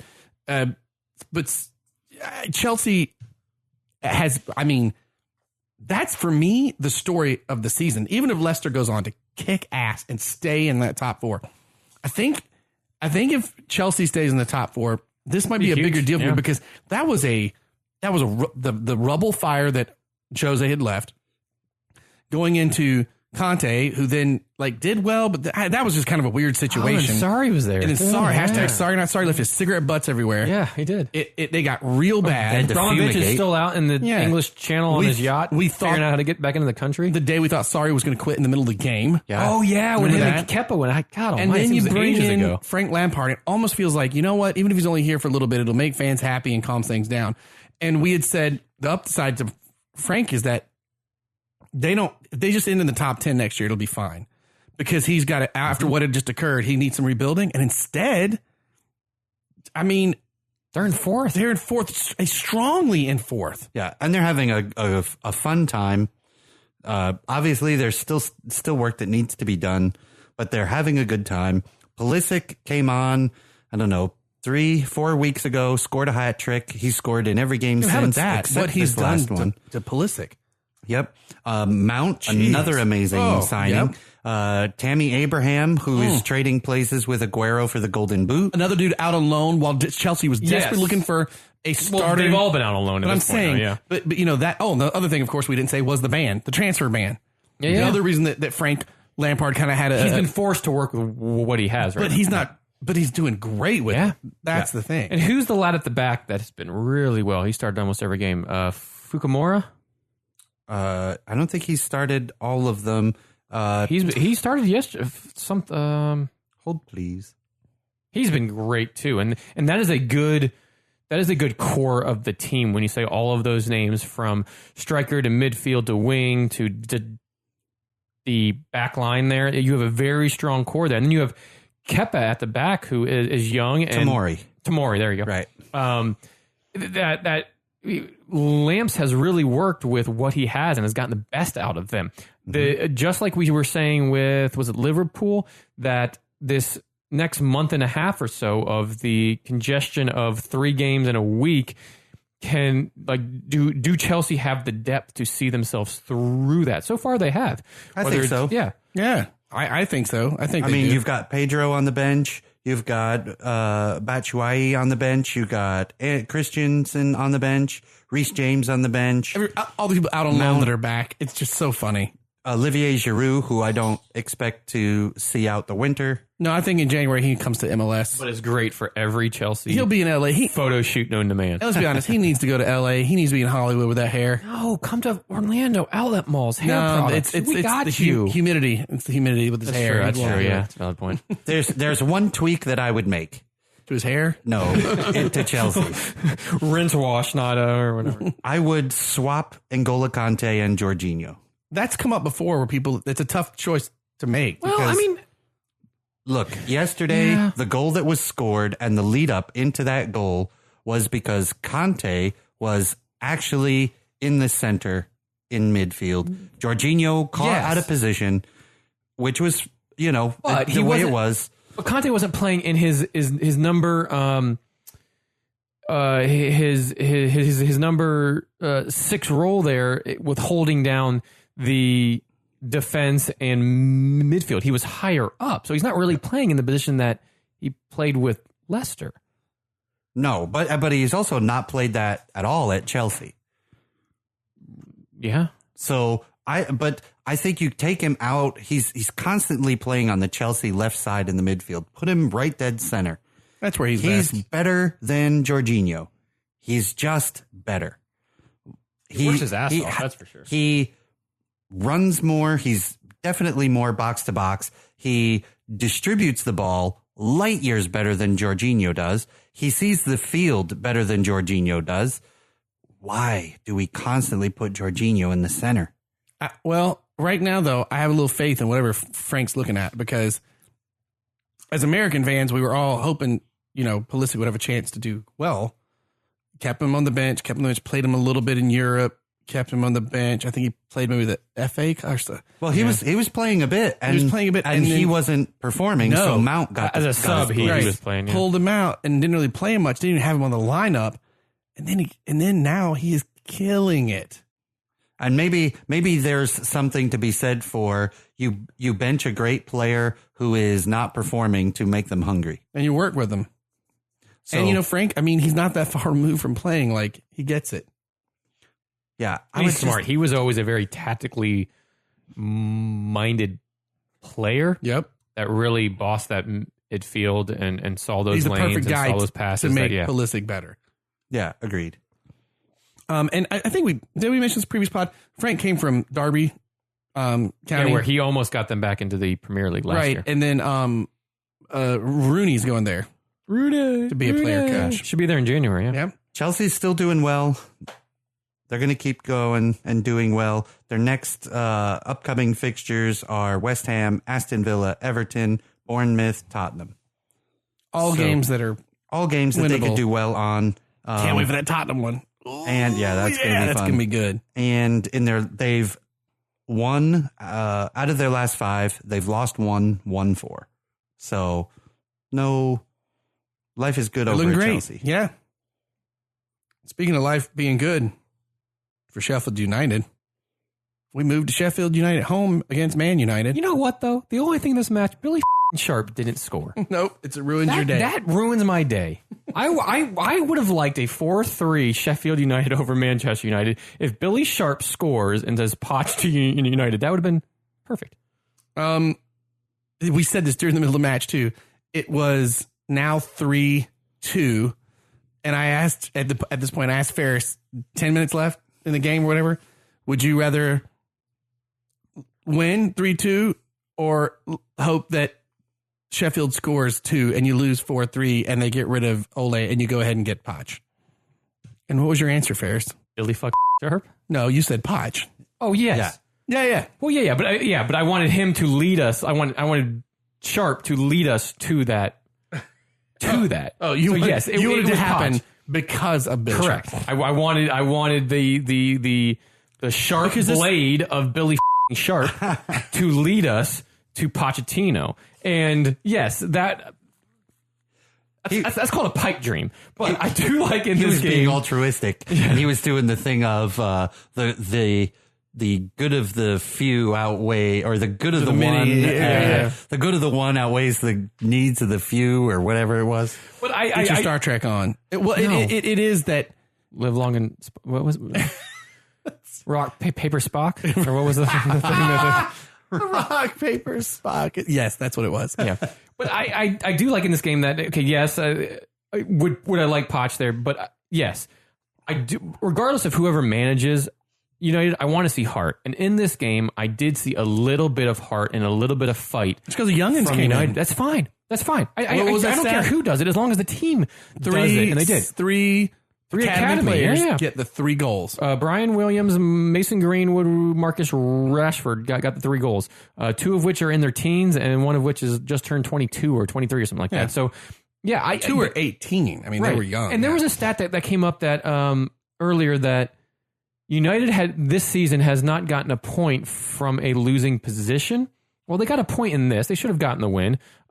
Sheffield had not, I think it was lost from a winning position, and they drew, so not a complete turner there. But it was a really fun match, and Sheffield earned the point for sure. United had a good run of 15, 20 minutes. I think all 3 of these goals came within 7 minutes. Am I accurate? Yeah. So it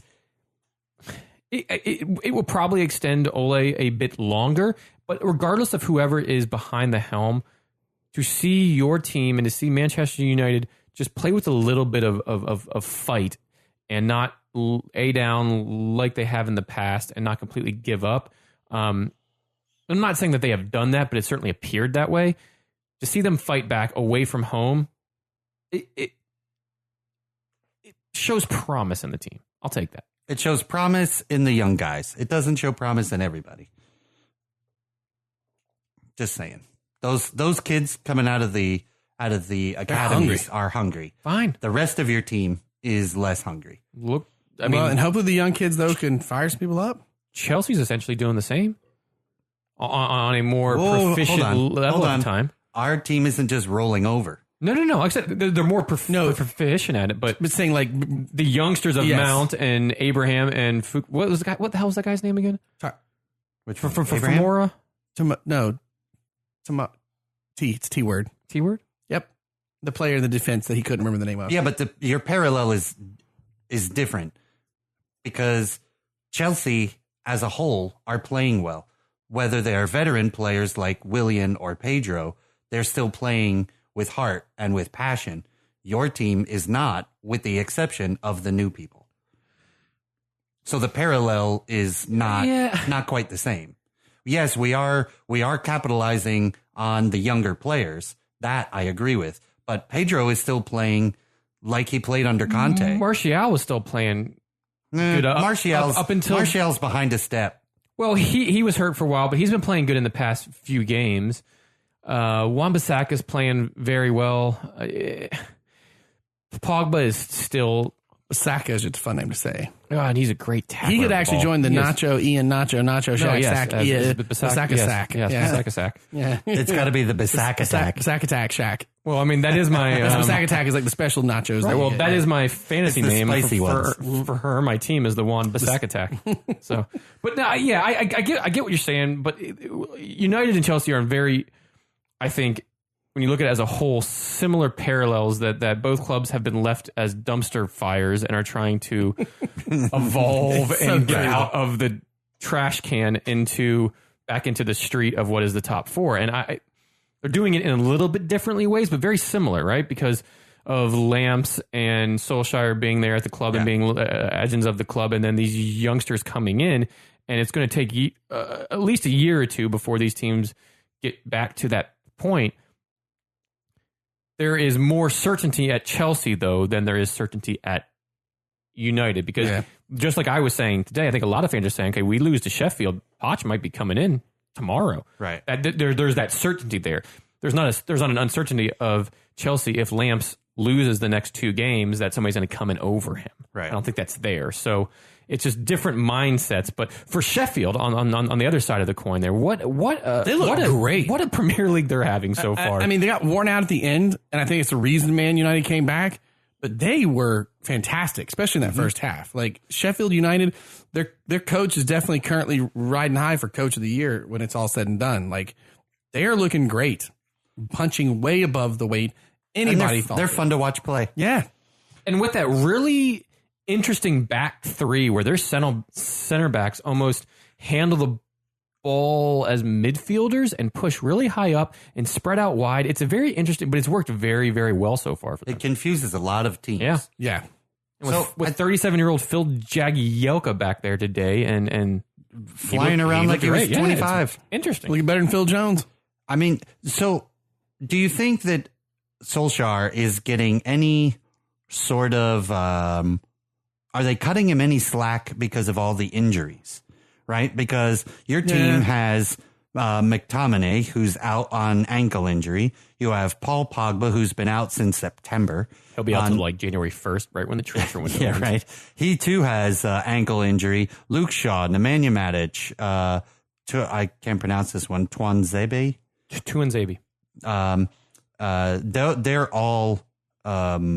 They're all injured. I got a Jose quote for this one. Number 9. At the moment, we cannot walk from the bed to the toilet without breaking a leg. That's very good. See? That was a good timing on that one. You have Eric Bailly, Fasu Mensah, you have Dalit, and Gomez, all out on injury. And out of that list, there's some pretty great players there. So is Solskjaer going to get... Do you think Solskjaer is just dealing with an injured cast of players and they're just going to chalk it up that way? No, because what did he do after he won his 10 games last year? They had pretty much a healthy squad till the end of the year, and they still didn't do anything. And yes, they offloaded some wasteful talent there in Sanchez and Lukaku and some other folks, but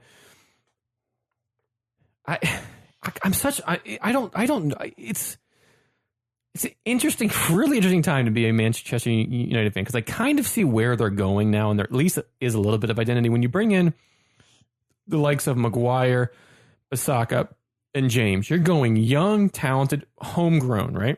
Yeah, you have more identity than Arsenal. So I see where that's kind of going, and I can see them build on that. And when you have Brian Williams and Greenwood scoring, okay, I like that. And I think... What about Lindelof? Lindelof is Lindelof. I don't really know... He has nice tattoos and a good haircut, and that's he's there. Who got worked off the ball today with a shoulder? Phil Jones. There it with is. Every facial, God, he is. He got worked off the ball. He got. It was like watching somebody get hit in the NFL. He was worse than Lingard. Like, it's unbelievable. Constantly, every time you turn around, he was on the pitch. Like. He's on the grass with his face on the grass more than he is on his own 2 feet. And he got subbed off at half, and rightfully so. And thankfully, Solskjaer, I don't know if it was Solskjaer, it was probably Phelan or Carrick or somebody else with Solskjaer that said, hey, we need to change up this formation because it's not freaking working. No, and that's true, too. That is where Man United's a little bit like Arsenal. Why did you start with that tactic? I don't know the answer to that. Why do you think if McTominay is out, who has been one of our better players all this year, that you're going to fill in Phil Jones for McTominay and then go to a back three? Phil Jones has barely played any football this year, and you're going away to, yes, Sheffield United, but a top 8 team in Sheffield United who have played very well at home, especially against the proverbial top 6 clubs. Yeah. So why would you make that change? I get it. We are injury bug, but go on the attack. That's what we did in the second half, and we almost got the win. I get it. It's a little bit like desperate times in the second half, but if you start off the game that way, you then put Sheffield on the back foot opposed to them putting you on the back foot. Yeah, and that's where. And none of your defense has wheels. Your defense looked so slow today. Yeah. You got outran by every player on that Sheffield United pitch. We have speed on the wings, right? With Brian Williams, and if Luke Shaw's there instead, or Bissaka. That's speed on the backs side of things. And I like our backs. But our center backs, Maguire isn't necessarily God's gift to speed at all. Like he's a good defender, but he's not speed. I'd like to see him paired up. He's got 2 left feet and bad shoes. Yes. I'd like to see him paired up with Bailly. When Bailly gets healthy, Bailly can kind of be all over the pitch. He's not the best decision maker. He kind of goes into wild challenges and whatnot. But I like to see him paired with Maguire. Lindelof has the potential to be a really good defender. He just turns off at moments in the game that are the worst times of the game. And that is what's so frustrating. And then Phil Jones, I don't know why you would even play Phil Jones in this game. That just wasn't a wise decision from anybody. So who came on for Phil Jones? Lingard. And what did he do for any of these goals? That was my next thought, which was I was going to say, was Lingard came on for him. And I was sitting with you for the entire match. I didn't see him on camera once. Exactly. I didn't see them or hear them mention his name once. In fact, you say a smoke break. Until I just looked him up just now to see who was subbed on, I didn't know he was even subbed on. You're welcome. That's Jesse Lingard at Man United player. As Phil calls him, the Keebler elf, because he looks like a damn elf. He does jack shit. He thinks he's Pogba, but he's not. He's more concerned about his fashion line and being on Instagram than he is about playing a solid game of football. Give me McTominay all day long. Give me Fred all day long. I don't care. But don't give me Jesse damn Lingard. I will take hugs and kisses Mata over Lingard any damn day. Can we move on from United, please? My heart rate and like my doctor doesn't like this right now. Like my blood pressure's at any more beeps. God, this beer is good though. Blown the beep budget. Before we walk out of Premier League, one last Jose quote. Number 36. If I wanted to have an easy job, I would have stayed at Porto. Beautiful blue chair, the UEFA Champions League trophy, God, and after God, me. So glad he's back in the Premier League. It's so great. The only difference with that and could possibly be a Zlatan quote is that he said blue chair and Porto, if I left blanks on like the location, exactly. I think you would not know who said that, Jose or Zlatan. So what we want to do real quick is we want to go over to, since we weren't able to pod after the MLS final, look at some of our predictions both for that and NWSL. And our predictions were not great, guys. No, they were not. We were pretty bad, actually. And Seattle won the entire thing in the MLS, their second MLS Cup in 3 years, as well as the third time that they have played Toronto FC in the finals. So if Toronto had won, it would have been their second cup. Yeah, correct. Yeah, right. So they've gone head to head, but congrats to Seattle Sounders. But yeah, it broke the hearts of MLS, who really wanted a New York and LA final. You know it for those TV ratings. Ratings for this weren't great, guys. No, because you don't have your LA 4 o'clock in the afternoon on what day? On a Sunday. What again? Guys, what does Blake say? Get on the FIFA international calendar. Just do it. Quit saying you don't want to do it to compete against football. If you're going to put your final against football on where football is now making its playoff push, what? Okay, yeah, I do. Okay, but can we all agree the playoff format this year was a lot better, and it definitely a move in the right direction. Some fun matches, very fun matches. Finally, first steps. But this putting that, dude, I almost completely missed it because I forgot it was so early. I just Sunday 4 o'clock. Why? Why would you do that? I still think you put it on a Friday night. And you go, oh man, nothing else is going on. Ratings were bad. They weren't good. So World Soccer Talk, World Soccer Talk put something about it. Like it was not good. It was not good. The one of the matches in the playoffs that was phenomenal. If you guys, it was the LAFC and LA Galaxy shootout. That was awesome. That was a really cool tifo from the LAFC fans, which was Carlos Vela in an Indiana Jones outfit holding the MLS trophy and trying to like change it out before the ball comes down. Like it was a really cool tifo. Was that game played? It was a late game. It was a late game on like a Wednesday or Tuesday night or something. I had work Thursday because of night. work. I actually could get back and watch that game because a Wednesday night. I mean, that's a better idea. Anything other than Sunday friggin' afternoon. You put it up against the NFL. And that's what you were worried about in the first place for playoffs. So why did you suddenly forget about the NFL and schedule your final on the Sunday? MLS, hire us. We got you covered. We'll get your season straight. All right. How we did? We did not do good. We did okay. So Blake had winner of the East and winner of the West. He had the Red Bulls was winner of the East, and then out of the West, Seattle, and Seattle winning the Shield. Not the worst picks. No. Seattle did end up winning the entire thing, but not the worst. You have, for me, I had DC United and LAFC out of the East and West. LAFC did come out of the West, so I got that one right. I had DC United winner of the Shield. They did not. They barely made the playoffs. They finished in 5th. The aforementioned Red Bulls finished in 6th in the East. And then Mr. Ron had DC United and Seattle. So very similar to Blake. DC United again finished 6th. And Seattle didn't finish too far off. They finished 2nd and then ended up winning it all. So not terrible on that line. NYCFC, and LAFC. Good Lord, a lot of F's and C's.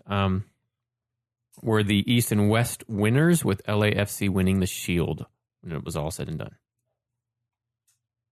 Our MVP picks were not good. We were all off. I said Joseph Martinez. I said Luciano Acosta. Jordan Morris. Although Jordan Morris was very MVP worthy for Seattle, it wasn't the league. Not for the league. Correct. Carlos Vela did win the MVP. And the only one that even ranked on the voting of that in the top 5 was Joseph Martinez, finished 3rd in the voting behind Zlatan Ibrahimovic.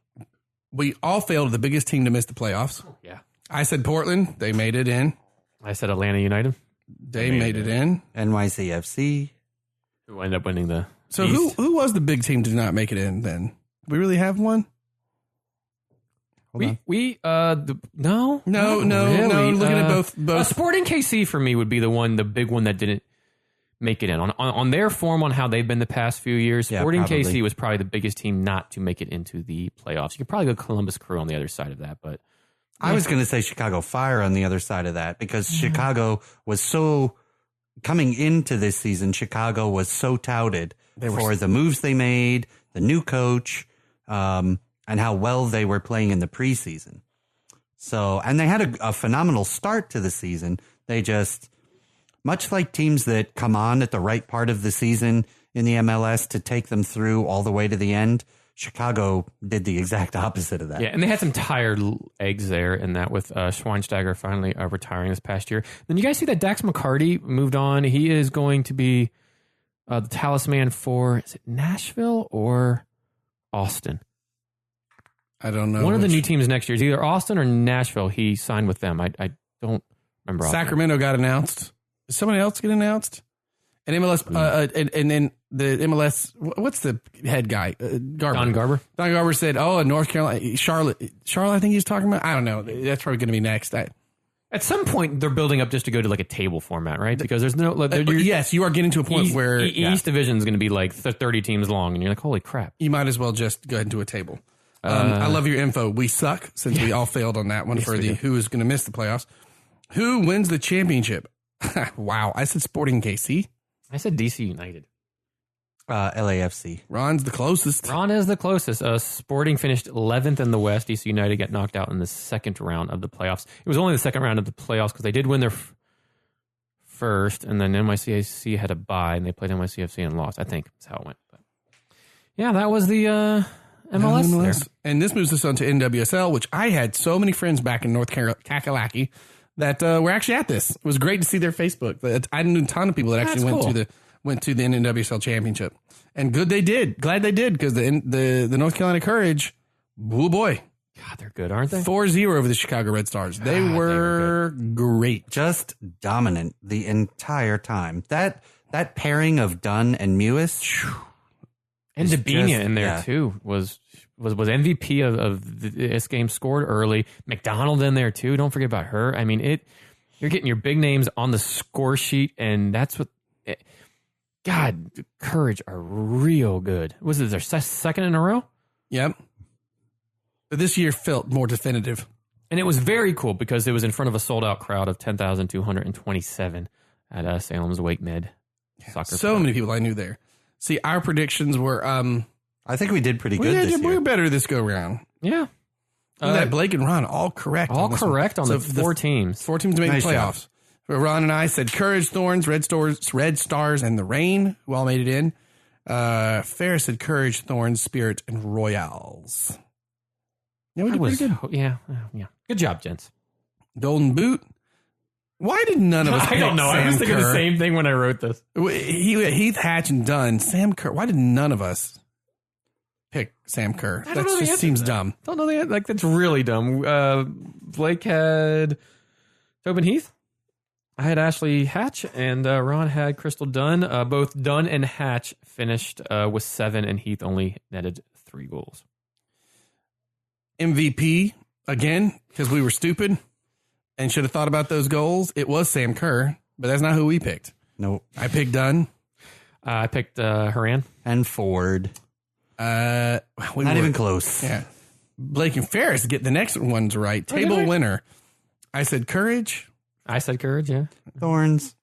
I was close. And it was the Courage. Thorns were in third. I was expecting them to probably be in second, but the Red Stars had a very good year and ended up being a second when the table was all said and done. Ron's the only one who picks the champions correctly, because I picked the Thorns. I picked the Royals. I was hoping the A-Rod and Kristen Press. You didn't even make the playoffs. No, we did not. I had the Courage. And we usually do our La Liga roundup, but it's an international break currently right now. It's a very long, extended international break at the current time. At the moment. Yeah. Which could end up with some coaches getting removed and Pochettino, who knows? Well, no, the international break we just had was very interesting, right? Because Poch got sacked on Tuesday. Jose named like not even 12 hours later. Yeah. Dude, I woke up for work at like 6 in the morning. I got it real early, 6 or 5, and the news had just broken. And it's just crazy how I just remember being like so tired because I'd been working late the night before. Opened my phone and I was wide awake. I was like, what? So for me, that happened in the daytime, right? Because I'm 13 hours different from you. He's 14 now? No, is it 13 still? 13 in Beijing, 14 in Osaka. So I got up in the morning and he was sacked. And by the evening, José Mourinho was hired. Yeah. And I didn't check my phone until that evening. So it looked like, not looking at a timestamp, it was like one, then the other. And I was like, and to be completely honest, floored. It basically was. Yeah. I mean, that was the big news. Good grief. I'm glad you were back in the States to do a José Mourinho pod. a special pod. Yeah, that makes me very, very happy. Actually, it's been good having you around, dude. So glad to see you and hang out, watch soccer. Absolutely. It'll give you a little early cheers if we get Good to be back. I'm gone on Friday.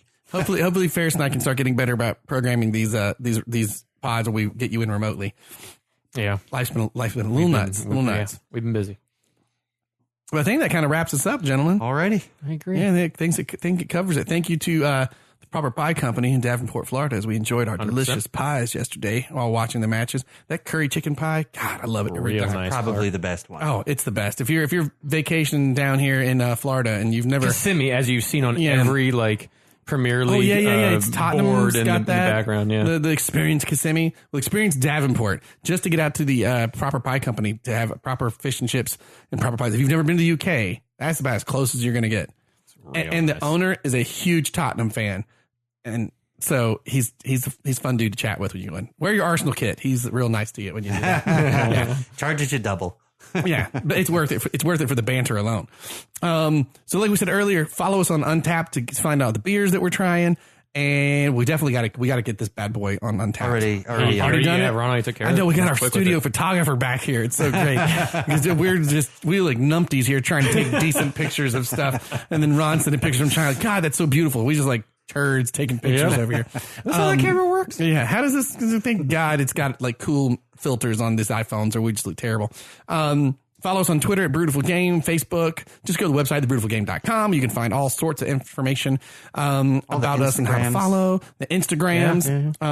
It's always funny to see like Ferris kind of runs the Instagram more. I think Ron and I kind of do the Twitter more. You do Twitter more. I do Untapped more. That's true. Yeah, because it's we kind all of have split. our- And The only time I do a takeover of Instagram is like if I'm doing like I did the 8x8 beer festival and I kind of took And over. if you're wearing later I was hosen, gonna say, did you get your later hosen pictures did up? I do that? Because your Oktoberfest you experienced in you sent China. us to them, but I don't know if you put it on Brewtiful Game or not. I feel All like right, I'll have to put it up. you had a then. picture of your later hosen in Beijing at the Polliner House. At the Polliner Brew right. House. So great. I love it. Is that every place? Follow us, or you listen to us however the heck you're listening to us, but Spotify. leave us a review if you can, if you're listening on Apple Podcasts, Stitcher, or whatever, and take a screen grab of the review. We'll try to get fun stuff out to you if we can. I think that wraps. We actually just got a review not too long ago that was really, really awesome. that was good. It was a nice one to get. And thank you all for continuing to listen, support, interact. Yeah. Send us beers. Have it. I mean, thanks, Jeff. Oh my gosh, Jeff, that's this fantastic. Heady Topper is. I've never drank one of our So beers so good, though. slow. I still have a little bit left because I've just been This is the nursing best it. IPA. This is fantastic. It is, like they said, it's exactly what it's supposed to be. Double IPAs usually can kind of peel your teeth off. Whoa. My little kid just got real mad at something. She wants a little bit of She's like, the old- what are they You doing? didn't save over me here? any Heady Topper. What are they doing in the studio? All right, gentlemen, I think that's everything, right? You got it. Dad joke. Or Jose quote. I don't have any dad jokes. But I do have astronomy news. Uh-oh. It's a dad This joke. is a dad. I got astronomy news. You guys know there was just the recent meteor shower. It was kind of fun to watch. But you could also see the constellation, I'm forgetting, the Greek hunter. Orion. You know the deal with Orion? Uh-oh. Like in his belt? Yeah. And it's a waste of space. Jesus H. I know. That joke's not so great. 3 stars. Oh, Jesus. Go away. Go away. Follow dad joke. Woo! Got it. I've been holding on to that one for a while. I was like, I need this one, Ron's here. Gross. All right. You keep banging your head in that microphone. All right, gents. Love the beer. Cherish the game. The Brewtiful Game. God, that hurt. I am the special one. Why did I come back? Heady Topper.